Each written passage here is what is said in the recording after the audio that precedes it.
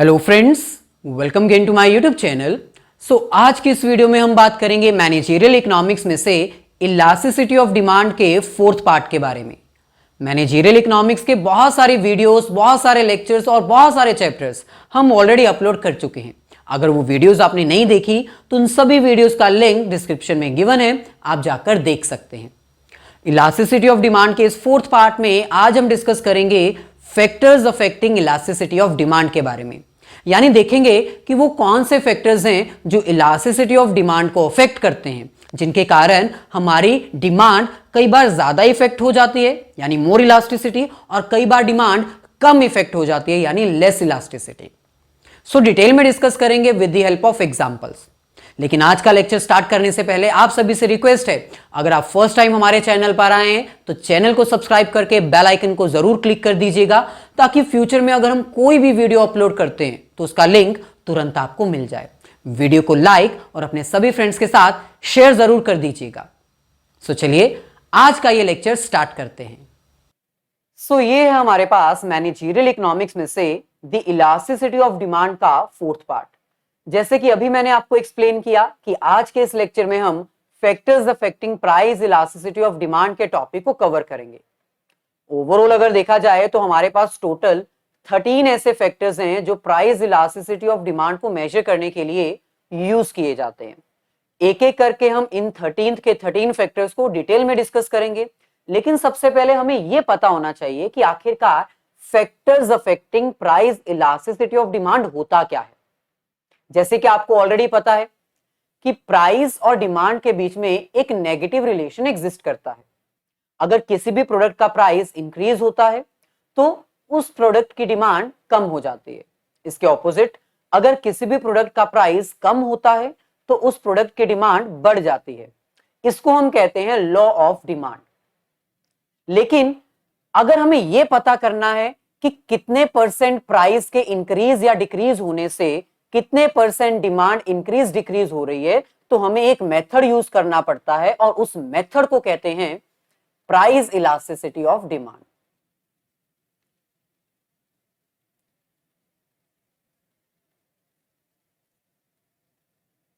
इसका मतलब price elasticity of demand basically एक मेथड है, एक टेक्निक है, जिसकी हेल्प से हम ये फाइंड आउट करते हैं that how much change in the price leads to how much change in the percentage of demand. यानी मान लो अगर आपका प्राइस 10% से इंक्रीज हो रहा है तो इसका मतलब डिमांड कम होगी, ये कंफर्म्ड है। लॉ ऑफ डिमांड के अकॉर्डिंग डिमांड कम होगी प्राइस के बढ़ जाने पर, लेकिन कितने परसेंट होगी हमें वो फाइंड आउट करना पड़ेगा। और वो कैसे फाइंड आउट होगा? प्राइस इलास्टिसिटी ऑफ डिमांड की हेल्प से। और हम आपको ये भी बता चुके हैं कि price elasticity of demand basically 3 to 4 parts में डिवाइड की जा सकती है। जैसे कि फर्स्ट हमारे पास आता है लेस इलास्टिक। लेस इलास्टिक का मतलब होता है कि प्राइस के चेंज होने से डिमांड चेंज तो होगी लेकिन ज्यादा चेंज नहीं होगी। इसलिए हम इसको कहेंगे लो इलास्टिसिटी। इलास्टिसिटी तो है, डिमांड चेंज होती तो है लेकिन बहुत कम, लो इलास्टिक। ऐसे ही नेक्स्ट हमारे पास है मोर इलास्टिक। और मोर इलास्टिक का मतलब लेस इलास्टिक के ऑपोजिट है। मोर इलास्टिक का मतलब है प्राइस के चेंज होने से डिमांड चेंज होगी और ज्यादा चेंज होगी। इसको हम हाई इलास्टिक भी कहते हैं। सिमिलरली नेक्स्ट हमारे पास आता है यूनिटरी। यूनिटरी का मतलब है कि इक्वल इलास्टिक।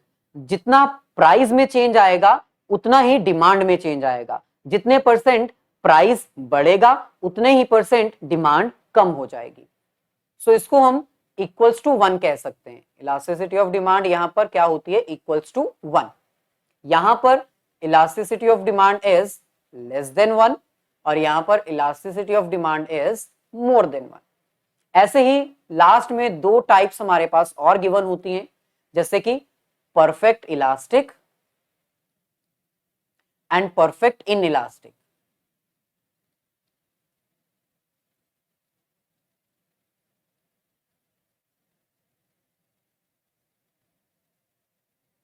सो आज के इस लेक्चर में हमें बेसिकली ये फाइंड आउट करना है कि हमारी जो इलास्टिसिटी ऑफ डिमांड है वो क्या है, लेस इलास्टिक है या मोर इलास्टिक है। हमें सिर्फ इतना फाइंड आउट करना है, यानी बाकी की ये जो कैटेगरीज हैं हमें इनको यूज नहीं करना है।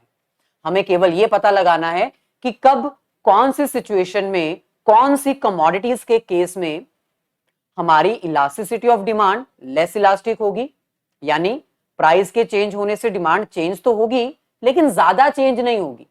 और हमें यह भी पता लगाना है कि कौन कौन से सिचुएशन में हमारी elasticity of demand more elastic होगी, यानी प्राइस के चेंज होने से डिमांड चेंज होगी और ज्यादा चेंज होगी। सो कौन कौन सी सिचुएशंस हैं ऐसी जहां पर डिमांड कम चेंज होती है और जहां पर डिमांड ज्यादा चेंज होती है, हमें यह पता करना है। तो चलिए एक एक करके डिटेल में डिस्कस करते हैं। पहले यहां पर आप फैक्टर्स के बारे में अच्छे से अंडरस्टैंड कर लीजिए, आखिरकार फैक्टर्स अफेक्टिंग क्या होता है।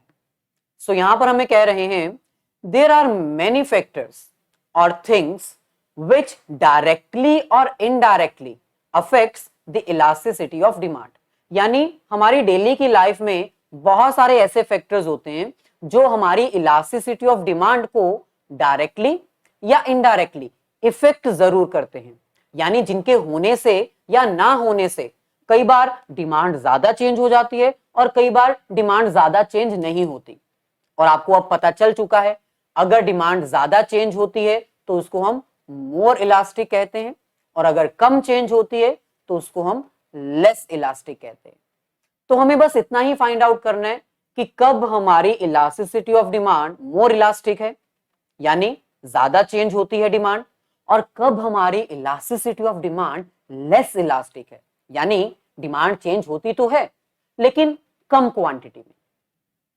सो it means due to certain things the elasticity of demand may be more और मे बी लेस, यानी कभी कभी इलास्टिसिटी ऑफ डिमांड ज्यादा इलास्टिक हो जाती है और डिमांड ज्यादा चेंज हो जाती है, और कई बार elasticity of demand less elastic होती है और डिमांड के ऊपर ज्यादा इफेक्ट नहीं आ पाता।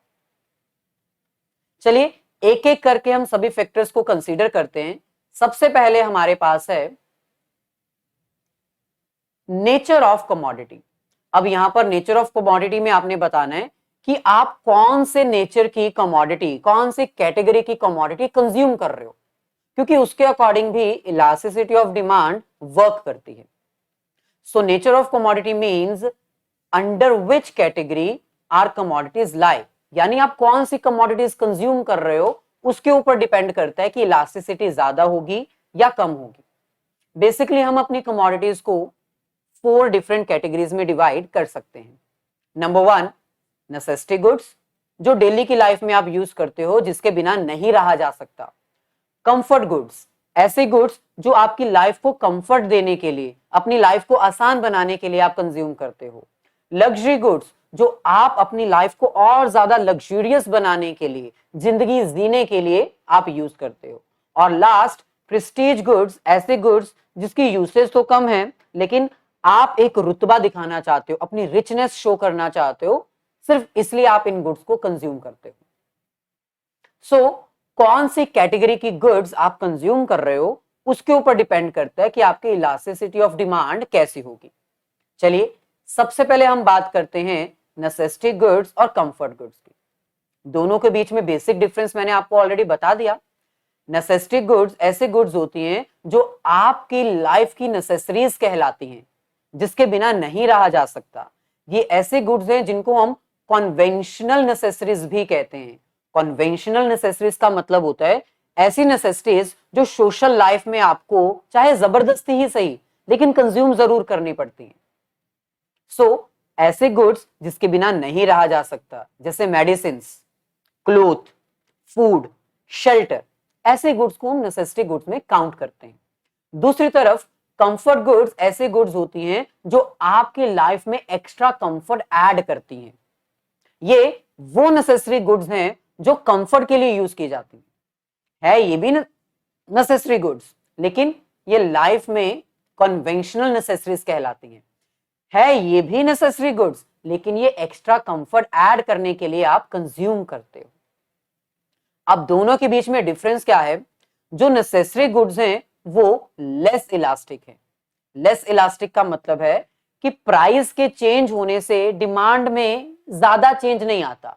अगर किसी प्रोडक्ट का प्राइस इंक्रीज हो भी जाता है तो डिमांड कम तो होती है, लेकिन बहुत माइन्यूट कम होती है, बहुत धीरे से कम होती है। रीजन बीइंग, ये आपकी नेसेसिटी गुड्स हैं, इसके बिना आप नहीं रह सकते। प्राइस जितना मर्जी बढ़ता रहे, आपको ये कंज्यूम करनी ही पड़ती है, क्योंकि इसके बिना नहीं रहा जा सकता। दूसरी तरफ कंफर्ट गुड्स ऐसे गुड्स होती हैं जो लाइफ की नेसेसिटी नहीं होती। इनको आप कुछ समय के लिए टाल भी सकते हो।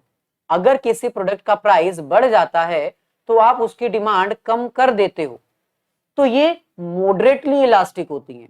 यानी प्राइस के बढ़ने से डिमांड में चेंज आता है, डिमांड कम होती है, लेकिन बहुत ज्यादा कम नहीं होती, थोड़ी बहुत कम हो जाती है।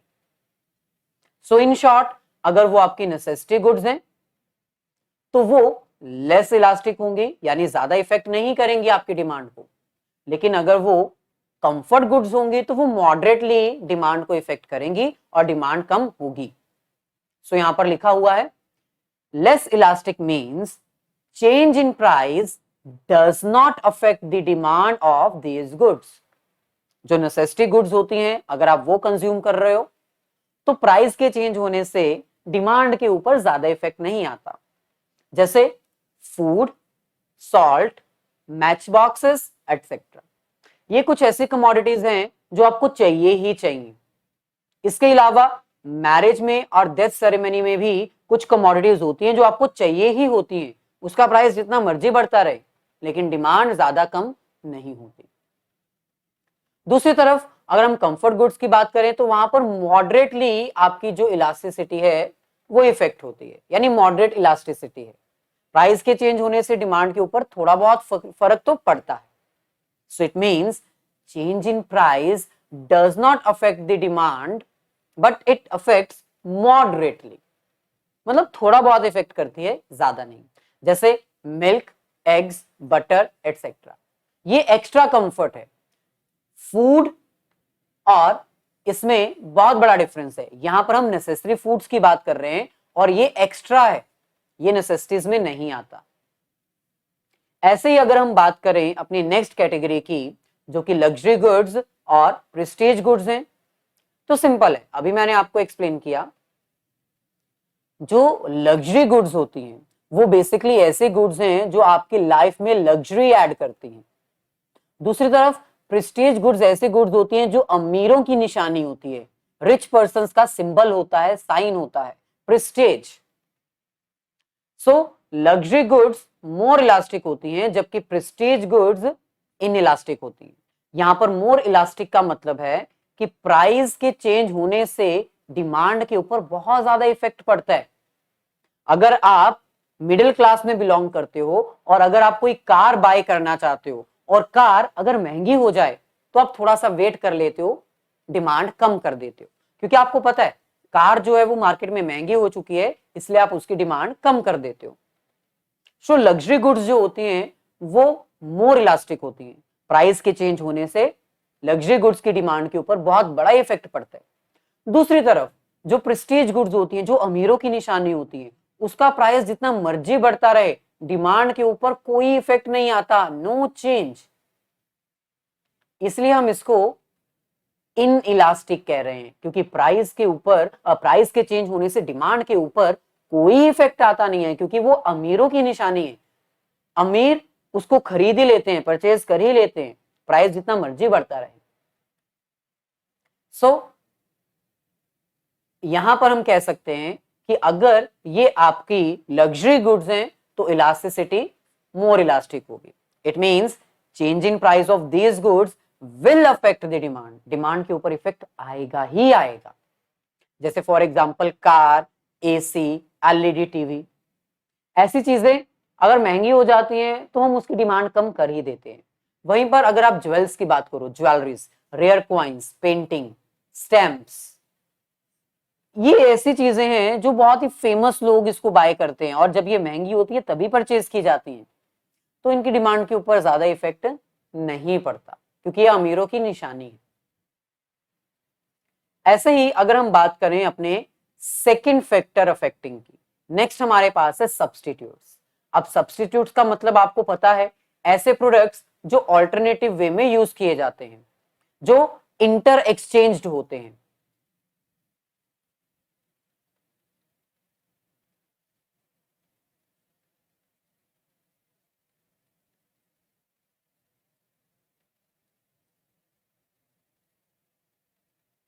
ऐसे प्रोडक्ट्स जो एक दूसरे के बदले में एक्सचेंज करके यूज किए जा सकते हैं, जैसे Coke and Pepsi, T and coffee. ये कुछ ऐसे प्रोडक्ट्स हैं जो एक दूसरे के बदले में यूज किए जा सकते हैं। अगर कोक नहीं है तो पेप्सी कंज्यूम कर लो, टी नहीं है तो कॉफी कंज्यूम कर लो। अगर तो आपके प्रोडक्ट का मार्केट में कोई सब्स्टिट्यूट अवेलेबल है तो उसकी इलास्टिसिटी अलग होगी, और अगर सब्स्टिट्यूट अवेलेबल नहीं है तो उसकी इलास्टिसिटी अलग होगी। यहां पर हमें कह रहे हैं substitute means those commodities which are used in place of each other. ऐसे प्रोडक्ट्स जो एक दूसरे के बदले में इस्तेमाल किए जाते हैं, और ऐसी कमोडिटीज जिनके सब्स्टिट्यूट्स हैं उनकी डिमांड मोर इलास्टिक होती है। इसका मतलब अगर पेप्सी और कोक दोनों अवेलेबल हैं एक शॉप पे, और प्राइस बढ़ जाता है अगर पेप्सी का, तो पेप्सी की डिमांड कम हो जाएगी, क्योंकि कस्टमर के पास ऑल्टरनेटिव अवेलेबल है, वो कोक कंज्यूम कर लेगा। इसका मतलब अगर शॉप पर ऑल्टरनेटिव अवेलेबल है, सब्स्टिट्यूट अवेलेबल है, तो इसका मतलब elasticity of demand more elastic होगी, क्योंकि कस्टमर जो है वो पेप्सी कंज्यूम करने के बजाय कोका कोला कंज्यूम कर लेगा, क्योंकि वो उसको सस्ती मिल रही है। वहीं पर अगर सब्स्टिट्यूट अवेलेबल नहीं है तो कस्टमर के पास कोई चॉइस ही नहीं है, उसको वही प्रोडक्ट कंज्यूम करना पड़ेगा, चाहे प्रोडक्ट कितना भी महंगा होता रहे, तब इलास्टिसिटी लेस हो जाएगी। यहां पर हमें कह रहे हैं it means the demand of all those goods which are having substitutes, वो सभी प्रोडक्ट्स की डिमांड जिनके सब्स्टिट्यूट्स मार्केट में अवेलेबल हैं, उनकी डिमांड मोर इलास्टिक होती है, यानी प्राइस के चेंज होने से उनकी डिमांड के ऊपर ज्यादा इफेक्ट पड़ता है।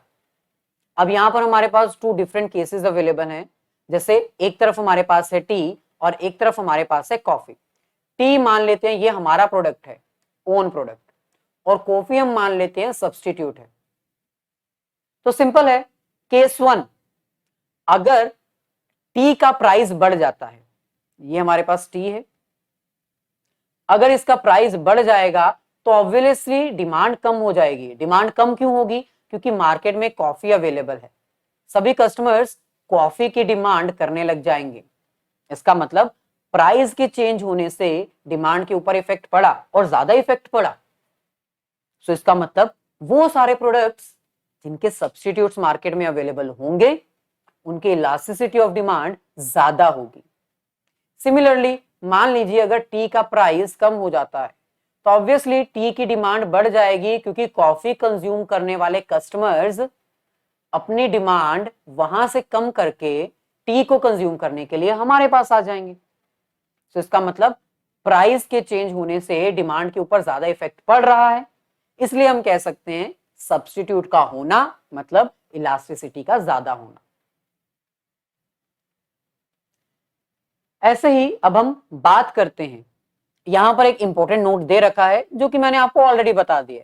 अगर मार्केट में प्रोडक्ट का सब्स्टिट्यूट अवेलेबल ही नहीं होगा, इन दैट सिचुएशन आपकी डिमांड ऑफ इलास्टिसिटी इनइलास्टिक होगी, यानी कोई इफेक्ट आएगा ही नहीं आएगा, क्योंकि मार्केट में दूसरा कोई अल्टरनेटिव अवेलेबल ही नहीं है। कस्टमर कंज्यूम करेगा तो आप ही का कंज्यूम करेगा प्रोडक्ट, और कुछ कंज्यूम कर ही नहीं पाएगा। आगे बढ़ते हैं, बात करते हैं अपने थर्ड फैक्टर की, that is variety of uses. Variety of uses का मतलब है कि आपके पास जो प्रोडक्ट है उसके कितने ऑल्टरनेटिव्स अवेलेबल हैं। जैसे फॉर एग्जांपल अगर मैं बात करूं मिल्क की, तो मिल्क एक ऐसा प्रोडक्ट है जिसके बहुत सारे डिफरेंट यूजेस हैं। आप कर्ड यूज कर सकते हो, आप पनीर, चीज, लस्सी कुछ भी बना सकते हो मिल्क से। एक ऐसा प्रोडक्ट जिसके डिफरेंट डिफरेंट ऑल्टरनेटिव्स अवेलेबल हैं, उसकी इलास्टिसिटी ऑफ डिमांड मार्केट में मोर इलास्टिक होगी। यानी अगर मिल्क का प्राइस इंक्रीज हो जाता है तो उसकी डिमांड कम हो जाएगी, क्योंकि ऑब्वियस सी बात है, जब मिल्क का प्राइस कम था तब हाउस होल्ड यूसेज के लिए मिल्क डायरेक्ट भी कंज्यूम होता था, उसका दही भी जमाया जाता था, उसका पनीर भी बनता था और डिफरेंट डिफरेंट वैरायटीज के यूसेज भी उसके होते थे। लेकिन जब मार्केट में मिल्क का प्राइस बढ़ गया तो हाउस होल्ड ने यह सोचा कि इतना महंगा मिल्क हम क्यों कंज्यूम करें, हम चाय बनाना छोड़ देते हैं, हम लस्सी बनाना छोड़ देते हैं, हम दही जमाना छोड़ देते हैं, हम इसको सिर्फ कंज्यूम करते हैं, पर्सनल कंजम्पशन के लिए यूज करते हैं। सो अगर कोई ऐसा प्रोडक्ट है जिसके मार्केट में ऑल्टरनेटिव्स अवेलेबल, मतलब ऑल्टरनेटिव यूजेस हैं, और अगर उसका प्राइस बढ़ जाता है तो कस्टमर ज्यादा उसको कंज्यूम नहीं करेगा, क्योंकि उसको पता है कि ये महंगा हो चुका है। सो इन शॉर्ट, ऐसे प्रोडक्ट्स जो ऑल्टरनेटिव यूजेस के साथ अवेलेबल होते हैं मार्केट में, उनकी elasticity of demand more elastic होती है। यानी उनके प्राइस के चेंज होने से डिमांड के ऊपर ज्यादा इफेक्ट पड़ता है। It means the change in the price of such goods में more affect the demand of such goods. यानी ऐसे प्रोडक्ट की डिमांड ज्यादा इफेक्ट होती है। नेक्स्ट हमारे पास है ज्वाइंट डिमांड। ज्वाइंट डिमांड का मतलब है ऐसे प्रोडक्ट्स जो हमेशा एक साथ ही इस्तेमाल किए जाते हैं। इसमें सबसे बड़ी एग्जांपल है car and petrol, bread jam, bread butter, या फिर और बहुत सारी एग्जांपल्स हैं, pen and ink. So joint demand मतलब ऐसे प्रोडक्ट्स जो हमेशा एक साल इस्तेमाल होते हैं और इनको हम कॉम्प्लीमेंट्री गुड्स भी कहते हैं।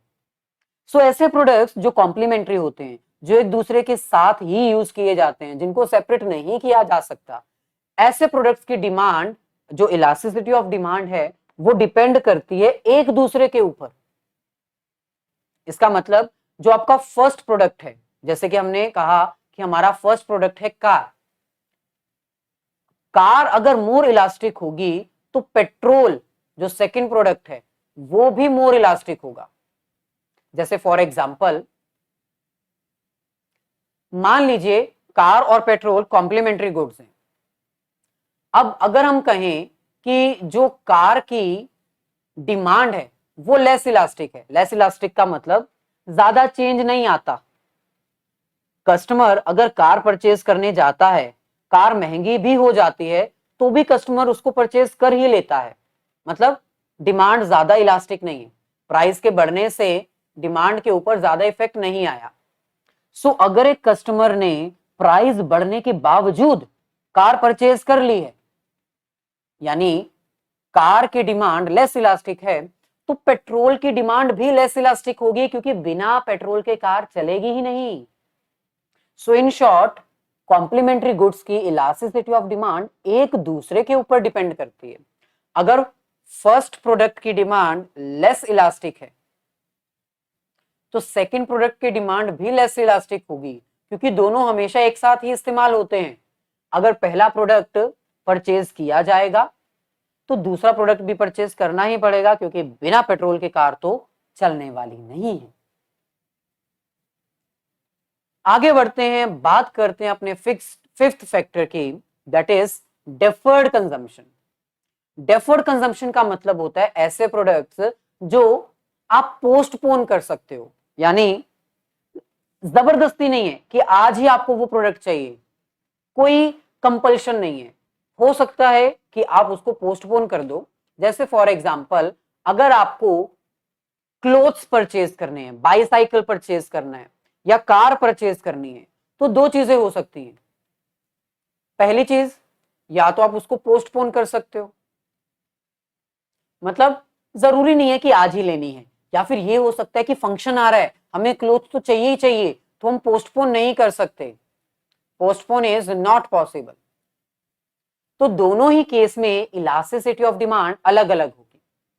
जैसे मान लो अगर आप पोस्टपोन कर सकते हो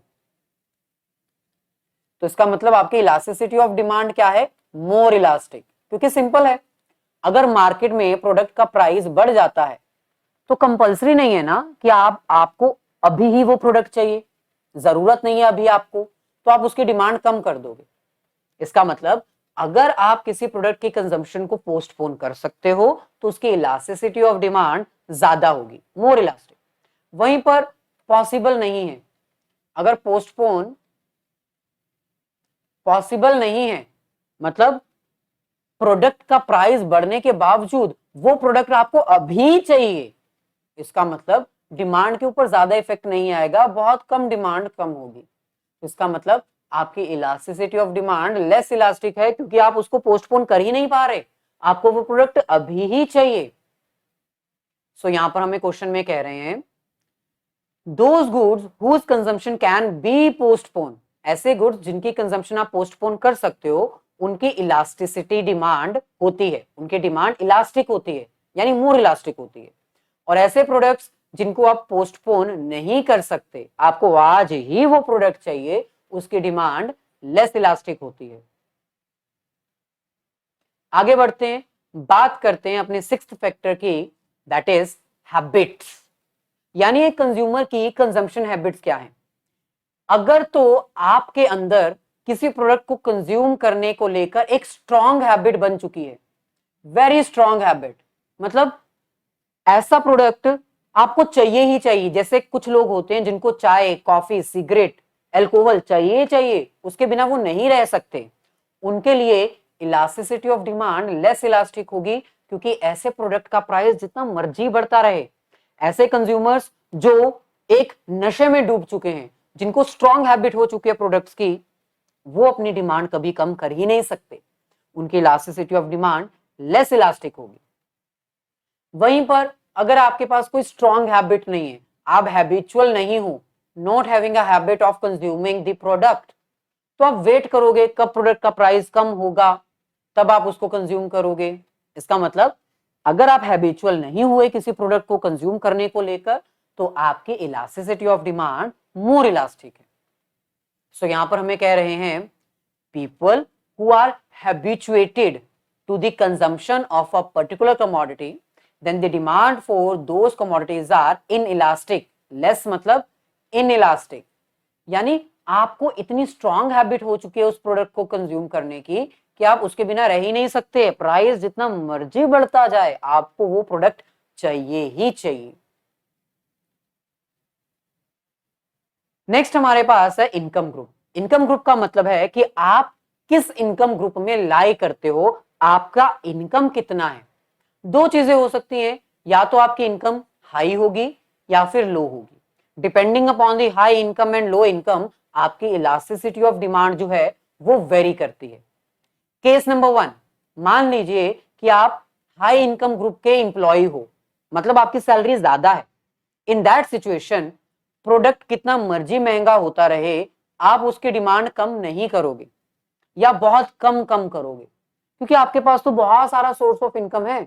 अगर कोई प्रोडक्ट महंगा हो भी गया तो आपको फर्क नहीं पड़ेगा, आप फिर भी उसको कंज्यूम करोगे ही करोगे, क्योंकि आपके पास बहुत पैसा है।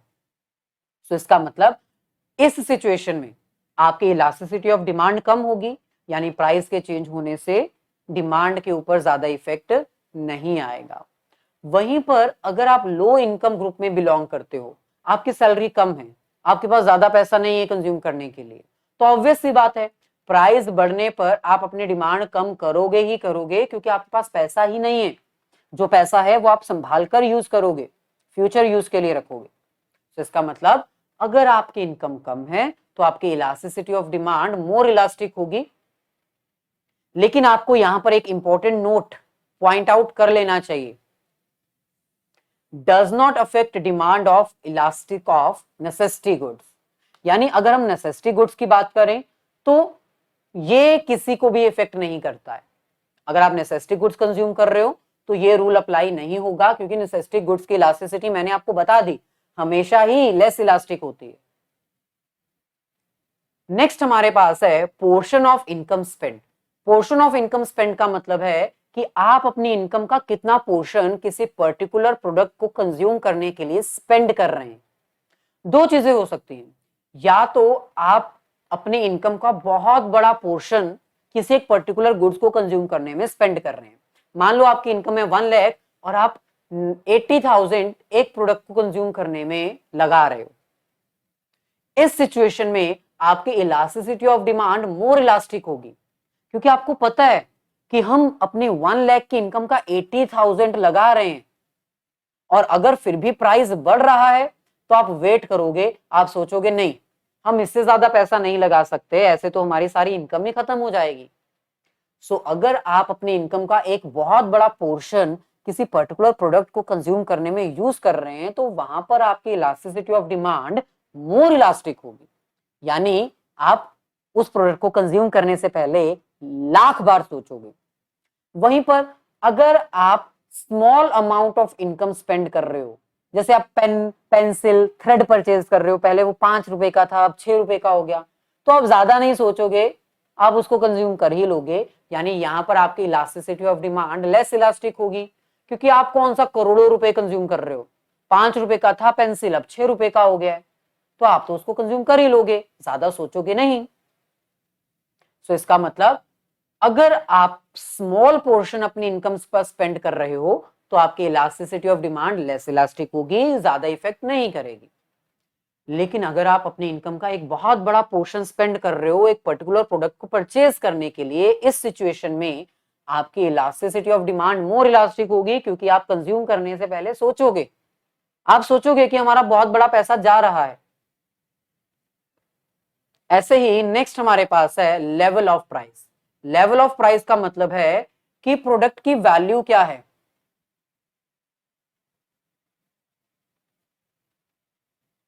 जो भी प्रोडक्ट, जो भी कमोडिटी आप कंज्यूम कर रहे हो वो कितनी वैल्यू की है। दो चीजें हो सकती हैं, या तो वो प्रोडक्ट बहुत महंगा है, अगर वो प्रोडक्ट बहुत महंगा है तो ऑब्वियस सी बात है इतने महंगे प्रोडक्ट को कंज्यूम करने से पहले आप सोचोगे, कंपैरिजन करोगे, प्राइस अगर बढ़ रहा है तो आप वेट करोगे कि कब उसका प्राइस कम हो तब हम उसको कंज्यूम करें। तो इसका मतलब प्राइस के बढ़ने पर डिमांड कम होगी ही होगी, क्योंकि वो प्रोडक्ट बहुत महंगा है, ऑलरेडी इतना महंगा है, और महंगा होने पर आप सोचोगे, एक कस्टमर सोचेगा कि हम इसको कंज्यूम करें या ना करें।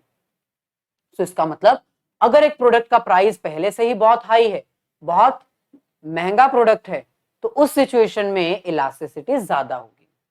वहीं पर अगर कोई प्रोडक्ट बहुत सस्ता है, ज्यादा महंगा नहीं है, इस सिचुएशन में आप ज्यादा सोचोगे नहीं, ज्यादा कंपैरिजन नहीं करोगे, आप चुपचाप उसको कंज्यूम कर ही लोगे।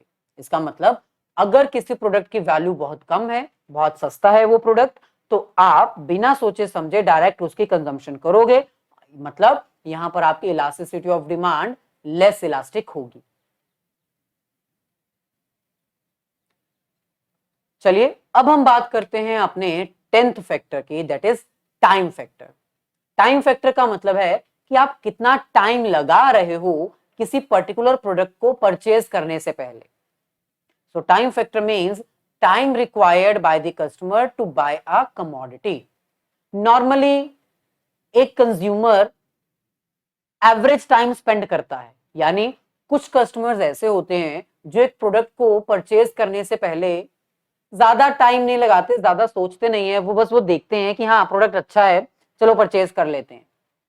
अगर आप ऐसे कस्टमर हो, अगर आप ऐसे कस्टमर हो जो ज्यादा टाइम स्पेंड नहीं करता है कंपैरिजन करने में, प्राइस चेक करने में, क्वालिटी चेक करने में, तो इसका मतलब आपकी elasticity of demand less elastic है, यानी प्राइस के बढ़ने पर आपकी डिमांड के ऊपर ज्यादा इफेक्ट नहीं आता, बहुत कम इफेक्ट आता है, क्योंकि आप ज्यादा सोचते ही नहीं हो, आप ज्यादा कंपैरिजन करते ही नहीं हो।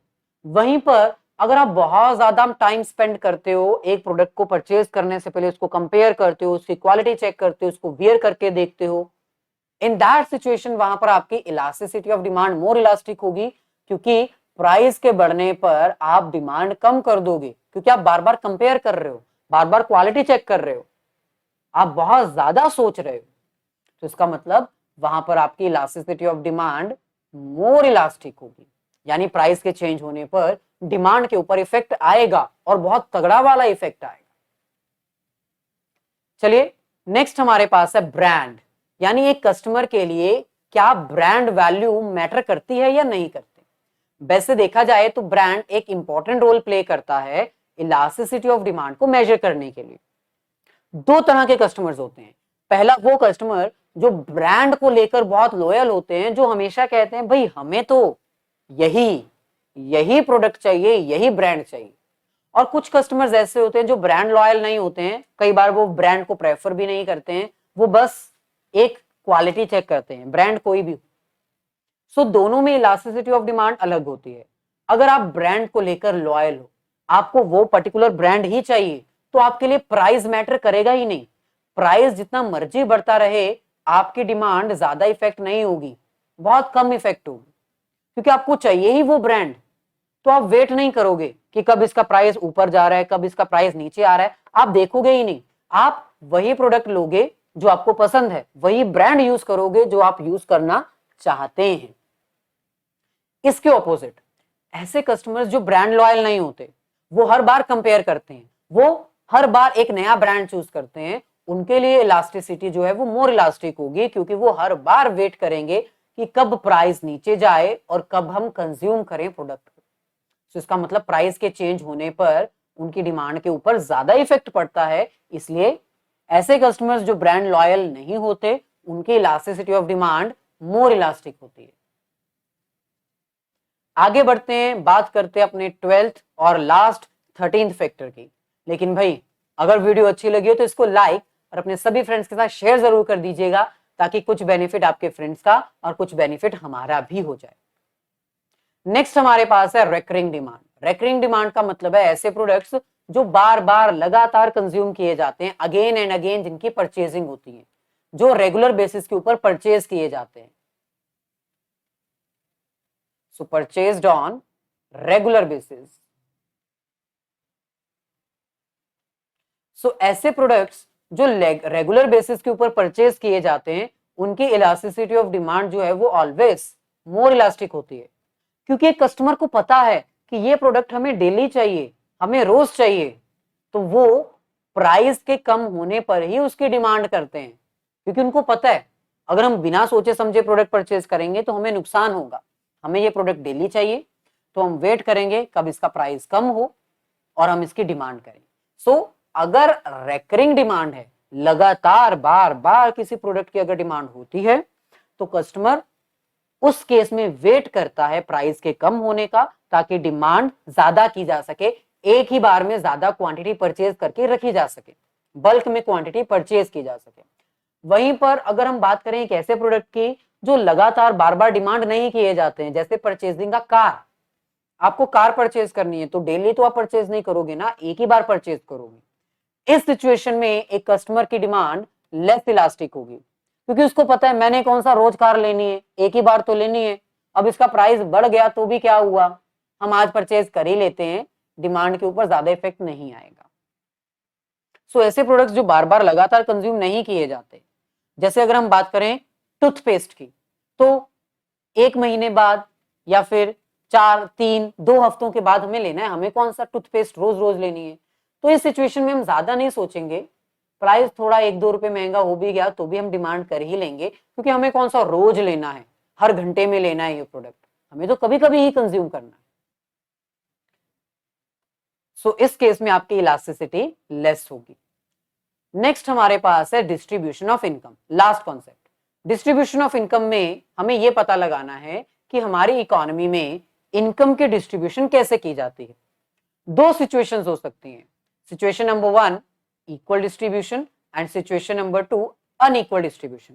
यानी या तो हमारी इकोनॉमी में सभी को इक्वल इनकम की डिस्ट्रीब्यूशन की जाती है, सभी के लिए सोर्स ऑफ इनकम इक्वल होता है, तो क्योंकि एक इकोनॉमी में इनकम की डिस्ट्रीब्यूशन इक्वल है, तो इसका मतलब वहां पर मिडिल क्लास के लोग ज्यादा रहेंगे। और आपको पता है मिडिल क्लास के लोग पैसा लगाने से पहले बहुत बार सोचते हैं, कंपैरिजन करते हैं, प्राइस कम होने पर ही वो अपनी डिमांड को इंक्रीज करते हैं। इसका मतलब अगर एक इकोनॉमी में इनकम की डिस्ट्रीब्यूशन इक्वल है, तो वहां पर मिडिल क्लास के लोग ज्यादा रहने वाले होंगे, और वो मिडिल क्लास के लोग अपनी इलास्टिसिटी को ज्यादा रखेंगे, यानी प्राइस के कम होने पर वो ज्यादा डिमांड करेंगे, उनकी इलास्टिसिटी ऑफ डिमांड ज्यादा होगी, यानी प्राइस के चेंज होने पर उनकी डिमांड ज्यादा इफेक्ट होगी। वहीं पर अगर एक इकोनॉमी में इनकम की डिस्ट्रीब्यूशन अनइक्वल है, किसी को बहुत ज्यादा पैसा मिल रहा है, किसी को बहुत कम पैसा मिल रहा है, इसका मतलब वहां पर रिच क्लास के लोग ज्यादा रहने वाले होंगे। और आपको पता है रिच क्लास के लोग पैसा कंज्यूम करने से पहले ज्यादा नहीं सोचते हैं। वो नहीं सोचते हैं कि प्राइस कब बढ़ेगा कब कम होगा, उनको जो प्रोडक्ट जब चाहिए होता है वो तभी उस प्रोडक्ट को कंज्यूम कर लेते हैं बिना सोचे समझे। तो इसका मतलब इनके केस में इलास्टिसिटी ऑफ डिमांड कम होगी क्योंकि ये ज्यादा सोचते ही नहीं है।